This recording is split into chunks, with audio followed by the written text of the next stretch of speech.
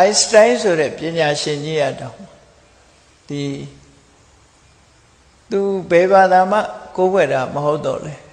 အကယ်၍ဘာသာတစ်ခုကိုရွေးချယ်ရမယ်ဆိုရင်သူဗုဒ္ဓဘာသာပဲလုပ်မယ်လို့ပြောသွားတာရှိတယ်ပေါ့နော်ဆိုလိုတာကစဉ်းစားဉာဏ်ကိုဦးစားပေးထားစဉ်းစားဉာဏ်နဲ့အကြောင်းကျိုးဆင်ញင်မှုနဲ့သွားတာတော့ဘုရားရဲ့အဆုံးအမတွေပဲဖြစ်တယ်ပေါ့အေးတန်တရားရှိတယ်ဆိုတာနဲ့ပတ်သက်ပြီးတော့လူတွေဟာအကျင့်ကောင်းပြီးဇေယိုက်ကောင်းပြီးကောင်းတာတွေလုပ်တဲ့အခါမှာနတ်ပြည်တွေမှာစီကားတယ်ဇေယိုက်တွေဆိုးပြီးတော့မကောင်းတဲ့အကျင့်တွေကျင့်လို့သုခကာလရောက်ပြီဆိုရင်နတ်ပြည်တွေဟာသွေးချောက်ပြီးတော့သွားတယ်ဆိုတဲ့ဒီအဆိုဟာဒီနှစ်ခုဆက်ဆက်ပြီးတော့တည်နေတာဟာလက်ရှိလူပြည်အနေထားနဲ့လည်းမတမကိုက်ညီတယ်ပေါ့ဘုရားအဆုံးအမဆိုတာဘာတွေလဲလို့အချင်းချုပ်ကြည့်မယ်ဆိုလို့ရှိရင်မြတ်စွာဘုရားဆုံးမတာအကြောင်းနဲ့အကျိုးဆုံးမတယ်ကံကံဤအကျိုးရှိတယ်ဆိုတာကိုဆုံးမတယ်ကုသိုလ်ကံဆိုတာကုသိုလ်ဆိုတာလုပ်လို့ရတယ်အကုသိုလ်ဆိုတာလည်းလုပ်လို့ရတယ်ကုသိုလ်ဆိုတာလည်းရှိတယ်ကံဆိုတာလည်းရှိတယ်ကုသိုလ်ကံရဲ့အကျိုးလည်းရှိတယ်အကုသိုလ်ကံရဲ့အကျိုးလည်းရှိတယ်ဆိုတာတွေကိုမြတ်စွာဘုရားအခြေခံအဖြစ်ဆုံးပါအဲ့ဒါလို့ကံပေါ်မှာမှီတည်ပြီးတော့လူတွေဟာ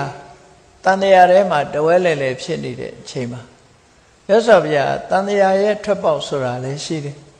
မြတ်သောအကျင့်ကိုကျင့်ခြင်းအဖြစ်မဂ္ဂင်၈ပါးအကျင့်ကိုကျင့်ခြင်းအဖြစ်တန်တရားထွက်ပေါက်ကိုရနိုင်တယ်ဆိုတာကိုလည်းမြတ်စွာဘုရားဟောခဲ့တာဖြစ်တယ်အေးကံရှိသည့်အတွက်ကြောင့်ကံရဲ့အကျိုးပေးရာ32ပုံဆိုတာရှိတယ်ဆိုတာကိုလေကံနဲ့ဆက်ဆက်ပြီးတော့ဟောခဲ့တယ်ဘုံဌာနဆိုဒီမှာဒီကောင်းတာလုပ်တဲ့ပုဂ္ဂိုလ်ရဲ့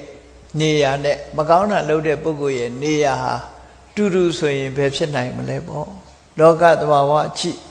ကောင်းတဲ့ပုဂ္ဂိုလ်ရဲ့အကျိုးခံစားရမယ့်နေရာမကောင်းတဲ့ပုဂ္ဂိုလ်ရဲ့ခံစားရမယ့်နေရာဆိုတာရှိကိုရှိနေရမှာဖြစ်တယ်ဒါကြောင့်မို့ကံရှိလို့ဘုံရှိရနော်တချို့ကတော့ပြောသေးတယ်ဒီဘုံကန်းနဲ့မြောက်တယ်ငရဲကန်းနဲ့ခြောက်တယ်လို့လူတွေကိုမရှိဘဲနဲ့တက်တက်ပြောတဲ့အောင်ကြောင်းရေးကြတာလည်းရှိတယ်တကယ်ကတော့ဘုံကန်းဆိုတာကောင်းတဲ့လူတွေအတွက်ကောင်းကျိုးချမ်းသာရတဲ့နေရာကိုဖော်ထုတ်ခြင်းပဲဖြစ်တယ်ငရဲကန်းဆိုဒီမှာမကောင်းတဲ့ရှေးအိုက်ဆိုးတွေပြုကျင့်တဲ့ပုဂ္ဂိုလ်တွေအတွက်ဒုက္ခရောက်တဲ့အနေအထားတွေကိုဆိုလိုတာဖြစ်တယ်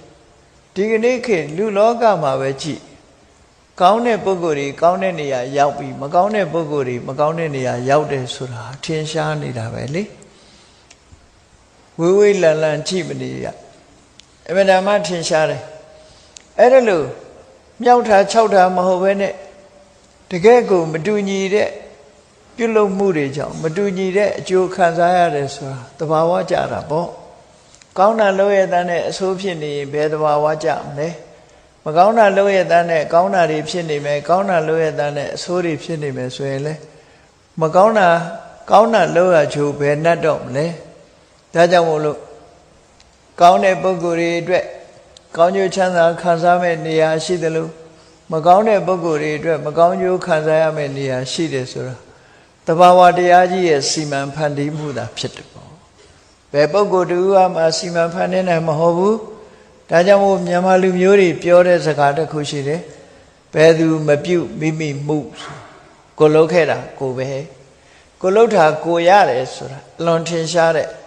The law of nature ဆိုတဲ့ကံကြမ္မာရဲ့သဘောတရားကိုဖော်ထုတ်ထားခြင်းပဲဖြစ်တယ်ပေါ့